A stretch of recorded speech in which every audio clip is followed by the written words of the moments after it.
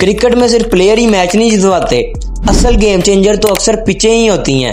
कभी तो fast bowler को इतना इतना स्विंग मिलता है, कभी तो स्पिनरों की मौजें लग जाती हैं और कभी तो बैट्समैन डोमिनेट करते नजर आते हैं। आइए आज हम जानते हैं क्रिकेट हिस्ट्री की 8 पिचेस के बारे में जिन्हों से आप अननोन हैं। नंबर 1 पे जो पिच आती है उसका नाम है green seamer pitch. Green seamer pitch क्या होती है यार? इस पिच के ऊपर हरा भरा घास होता है और अंदर बहुत ज्यादा मॉइस्चर मौजूद होता है, यानी नमी मौजूद होती है, जिसकी वजह से फास्ट बॉलर को अर्ली ओवर्स में काफी सीम और स्विंग मिलती है। अगर नई बॉल हो ना, अगर T20 हो तो 4 ओवरों में 2 विकेटें तो पक्की होती हैं। और अगर आप ओडीआई खेल रहे हैं तो शुरू वाले 10 ओवर जितने खतरनाक होंगे ना बैट्समैनों के लिए, यहाँ पर सर्वाइव करना बहुत मुश्किल है बैट्समैनों के लिए। यहाँ पर एज के बहुत खतरे होते हैं। अक्सर बॉलर आउट स्विंग रखते हैं ताकि एज निकले और बैट्समैन पवेलियन को जाए। जिसकी यहाँ पर टेक्निक स्ट्रांग होगी ना, वही इस पे सर्वाइव कर पाएगा। और अगर बात कर लीजिए कौन सी कंट्रीज में पाई जाती है, इंग्लैंड, न्यूजीलैंड और साउथ अफ्रीका में ऐसी पिचेस पाई जाती हैं। और अगर लेजेंडरी प्लेयर्स की बात कर ली जाए तो डेल स्टेन जैसे बॉलर यहाँ पर मौजें करते थे। उनके पास पेस भी था और स्विंग भी था। और उसके अलावा अगर मॉडर्न प्लेयर की बात कर ली जाए तो जसप्रीत बुमराह, जिन्हों की लाइन एंड लेंथ और सीम की वजह से वो डेंजरस साबित होते हैं ऐसी पिचों पर। अगर पिच ग्रीन हो ना तो बैट्समैन सर्वाइव नहीं बस फाइट ही करते हैं। नंबर 2 पर जो पिच आती है उसका नाम है फ्लैट पिच। अब फ्लैट पिच क्या होती है यार? ये बैटिंग फ्रेंडली पिच होती है जहां पर बैट्समैनों को मौका दिया जाता है कि आप डोमिनेट करें, आप सेट हो और 200-200 मार दें, 300-300 मार दें, आपकी मर्जी है। यहाँ पर तो बैट्समैन अक्सर अपनी ही गलती की वजह से आउट होते हैं। अब यहाँ पर बॉलर थक जाते हैं बॉल डाल डाल, लेकिन उन्हों को विकेट नहीं मिलती। अगर आपके सामने कोई अच्छी टीम आ जाए, अच्छी बैटिंग लाइनअप हो, तो वो पक्का ओडीआई में भी 400-400 रन आराम से मार सकती हैं। ये ज्यादातर T20s में बनाई जाती हैं, लीग्स में बनाई जाती हैं, जैसे IPL, PSL वगैरह में फ्लैट पिचेस बनाई जाती हैं ताकि हाई स्कोर बजे, 20-20 ओवरों में 250-250 स्कोर हो और चेज भी हो। इस पिच पर टाइम करना बहुत ईजी है और एक प्रिडिक्टेबल बाउंस मिलता है। पता होता है कि भाई यहाँ से मैं आराम से शॉट खेल सकता हूँ, अंदाजा हो जाता है। उसके अलावा यहाँ पर तो अक्सर बॉलर स्ट्रगल करते ही नजर आते हैं। यहाँ पर वही बॉलर बच सकता है जो कि रिवर्स स्विंग अच्छी कर ले और साथ में वेरिएशन अच्छी डाल ले। और अगर कंट्रीज की बात कर ली जाए तो पाकिस्तान, इंडिया और ऑस्ट्रेलिया में ऐसी पिचेस पाई जाती हैं। अगर लेजेंडरी प्लेयर्स की बात कर ली जाए तो सचिन तेंदुलकर, जो कि फ्लैट पिच के किंग थे। सचिन तेंदुलकर इस पिच पर सेट हो जाते हैं ना तो उन्हों को आउट करना मुश्किल हो जाता था। क्या ही वो डोमिनेट करते थे बॉलर्स को। अगर मॉडर्न प्लेयर्स की बात कर ली जाए तो रोहित शर्मा हो गए, बाबर आजम हो गए, विराट कोहली हो गए, जो कि ब्यूटीफुल टाइम कर सकते हैं, कवर ड्राइव खेल सकते हैं और पावर हिटिंग भी कर सकते हैं इन फ्लैट पिचेस पर। अगर फ्लैट पिचेस पर बैट्समैन सेट हो जाए ना तो बॉलर फिर बस स्पेक्टेटर्स ही बन के रह जाते हैं। नंबर 3 पे बात कर लेते हैं डस्टी पिच की। अब डस्टी पिच क्या होती है यार? ये ड्राई और डस्टी सरफेस होती है जहां पर मिट्टी ज्यादा होती है और पिच सूखी हुई होती है, लग लग कर खुश्क हुई होती है पिच। इसी वजह से यहाँ पर स्पिनरों को बहुत ही मदद मिलती है, बॉल अच्छे से ग्रिप होती है, स्पिनर आपको डोमिनेट करते नजर आते हैं, टर्न बहुत ही डेंजरस होता है। यहाँ पर बंदा वही सर्वाइव कर सकता है जिसका फुटवर्क अच्छा है और साथ में वो स्वीप अच्छी कर लेता है। और अगर कंट्रीज की बात की जाए तो ये ज्यादातर इंडिया और श्रीलंका में पाई जाती हैं ऐसी पिचेस। और अगर स्पिन का नाम आए और लेजेंडरी प्लेयर में शेन वॉर्न और साथ में मुरलीधरन का नाम ना है, ऐसा तो हो ही नहीं सकता। ये दोनों ही जादूगर थे इन पिचेस के।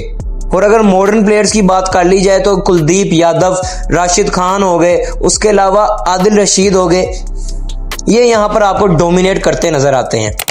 नंबर 4 पे जो पिच आती है वो है यार हार्ड पिच। अब हार्ड पिच क्या होती है? ये पिच सॉलिड और टाइट सरफेस वाली होती है, आपस में बहुत ही जुड़ी होती है, बिल्कुल भी क्रैक्स नहीं खुले होते, जिसकी वजह से यहाँ पर पेसर्स को बहुत ही अच्छा बाउंस मिलता है, एक्स्ट्रा बाउंस मिलता है। कभी कभी तो बैट्समैनों के सर के ऊपर से गुजर जाती है ये बॉल। यहाँ पर भी आपको फास्ट बॉलर डोमिनेट करते नजर आते हैं, अच्छा कैरी मिलता है और डेंजरस बाउंसर मिलते हैं। यहाँ पर वही बैट्समैन सर्वाइव कर सकता है जिसकी पुल शॉट तगड़ी है। और अगर कंट्रीज की बात की जाए तो ये ऑस्ट्रेलिया और साउथ अफ्रीका में ज्यादातर ये पिचेस पाई जाती हैं। और अगर लेजेंडरी प्लेयर्स की बात कर लीजिए तो ब्रैडली और शोएब अख्तर ऐसी पिचेस पर डोमिनेट करते हुए नजर आते थे, एक्सट्रीम पेस और डेडली बाउंसर्स के साथ बड़े बड़े बैट्समैनों को डरा देते थे। और मॉडर्न प्लेयर्स की बात कर ली जाए तो मेरी नजर में पैट कमिंस और हार्दिक पांड्या हैं, जो कि ऐसी हार्ड लेंथ पर बॉल डालते हैं कि बड़ा बड़ा बैट्समैन चूक जाता है। नंबर 5 पे जो पिच आती है वो है स्लो पिच। अब स्लो पिच क्या होती है यार, ये पिच पेस को अब्जॉर्ब करती है। बॉल जो होता है ना वो बल्ले पर थोड़ा रुक कर आता है, थोड़ा वेट कर कर खेलना पड़ता है। काफी बैट्समैन यहाँ पर जल्दी कर जाते हैं और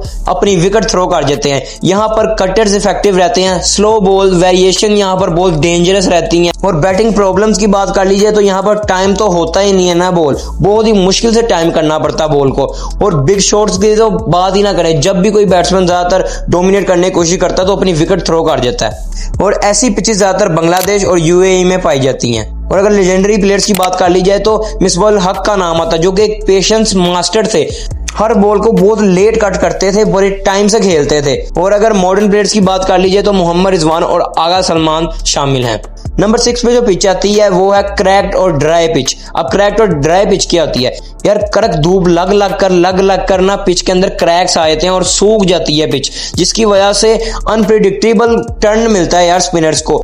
और कभी कभी तो फास्ट बॉलर सीमर्स को भी ऑकवर्ड बाउंस मिलता है, पता ही नहीं चलता जब क्रैक पर बॉल जाती है और इतना बॉल उछल जाता है। बैट्समैन तो प्रिडिक्ट ही नहीं कर पाते कि बॉल यहां पर आएगी, कभी भी कितना ही टर्न कर जाता है बॉल। ये ज्यादातर टेस्ट मैचेस में यूज की जाती हैं ऐसी पिचेस, और ये ज्यादातर इंडिया और पाकिस्तान में ही यूज की जाती हैं। और अगर लेजेंडरी प्लेयर्स की बात कर ली जाए तो मुरलीधरन और शेन वॉर्न का दोबारा से नाम आता है। स्पिन अटैक की जब भी बात की जाए ये दोनों बंदे किंग थे, जो कि अपनी डेडली स्पिन डालते थे ड्राई ट्रैक्स पर। और अगर मॉडर्न प्लेयर्स की बात कर लीजिए तो कुलदीप यादव, आदिल रशीद और राशिद खान को शामिल कर लिया जाएगा। नंबर 7 पे जो पिच आती है उसका नाम है वेट और स्टिकी पिच। अब वेट और स्टिकी पिच क्या होती है यार, जब बारिश होती है, बारिश के बाद वाली जो पिच होती है ना, जो कि एक डैम सरफेस होती है, वहां पर तो बैट्समैनों को बारी लेना ना एक ड्रोना खा भी होता है। बॉल रैंडमली इतना मूव कर जाती है कि आपकी सोच है, स्विंग भी मिलती है और सीम भी मिलती है, जो कि वोबल सीमर्स होंगे ना उनको यहाँ पर बहुत मदद मिलती है। वोबल सीमर अब वो होते हैं यार कि उनकी बॉल कभी भी कहीं को भी टर्न कर जाती है, कभी वो आउट स्विंग कर जाती है, कभी वो इन स्विंग कर जाती है। बॉलर तक को भी नहीं पता होता कि मेरी बॉल किधर को जानी है। अनप्रिडिक्टेबल बाउंस मिलता है। अर्ली 4, 5, 6 ओवर तो बहुत ही खतरनाक होते हैं बैट्समैनों के लिए। और ये ज्यादातर पिचेस इंग्लैंड और न्यूजीलैंड में पाई जाती हैं। स्टिकी पिच पर बस खड़े रहना ही एक बहुत बड़ी अचीवमेंट है। अब आप समझ ही गए होंगे कि क्रिकेट में सिर्फ टैलेंट ही नहीं, पिच रीडिंग करना भी बहुत जरूरी है। पिच ठीक से रीड ना की जाए ना तो आगे जाके बहुत ही मुश्किलें पैदा हो जाती हैं। कभी तो ये कंडीशंस बैट्समैन के हक में चल जाती है और कभी तो बॉलर्स के हक में चल जाती है। आई होप ये आपको ये वाला एनालिसिस अच्छा लगा होगा, और मुझे कमेंट में भी बताना कि आपको कौन सी ज्यादा डेडली और डेंजरस पिच लगी है। मैं आपसे मिलूंगा अगली वीडियो में, तब तक के लिए गुड बाय।